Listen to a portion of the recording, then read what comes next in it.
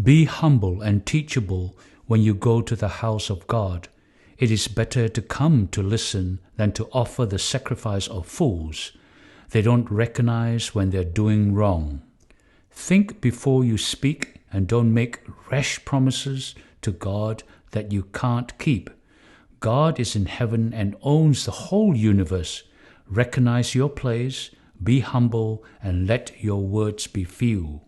Overwork and worry cause bad dreams. Many words come from a fool. The more you talk, the more likely you'll end up saying something you will wish you hadn't said.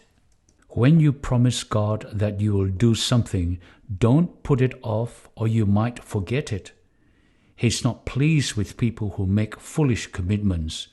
Do what you promise him you will do. It's better not to make a promise than to make a promise and not keep. Don't let your emotions lead you into making promises hard to keep. Don't tell the priest afterwards that you've made a mistake. Don't play games with God or displease him with your foolishness. He can't bless such actions, and you might even lose what you have worked for. Empty promises are like a dream.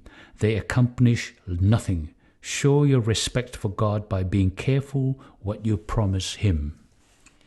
If you see an official oppressing the poor, perverting justice, or denying people their rights, don't be surprised. Remember that he has someone above him, and above him and over him all is the king. People forget that everyone is accountable to God for what he does. He is the one who gives the food we need. Even the king depends on God for food. The fields produce their crops, and the king and the people divide the profits. It's the same with money. Anyone in love with it never has enough, no matter how much he has, and he's never satisfied no matter how much he makes. All the effort that goes into making money just to keep on getting more is senseless. As a person's money increases, so do the friends that consume it. The only benefit he receives is to know that he has it. A working man may have little or nothing and barely enough food to feed his family, but at night he sleeps well. A rich man has more than he needs, but worries so much about his wealth that it robs him of sleep. There is another terrible thing I have noticed about life. People work hard to accumulate money and do so to their own physical and spiritual loss. When there is a bad turn of events and all the money is gone, the children are the ones who suffer.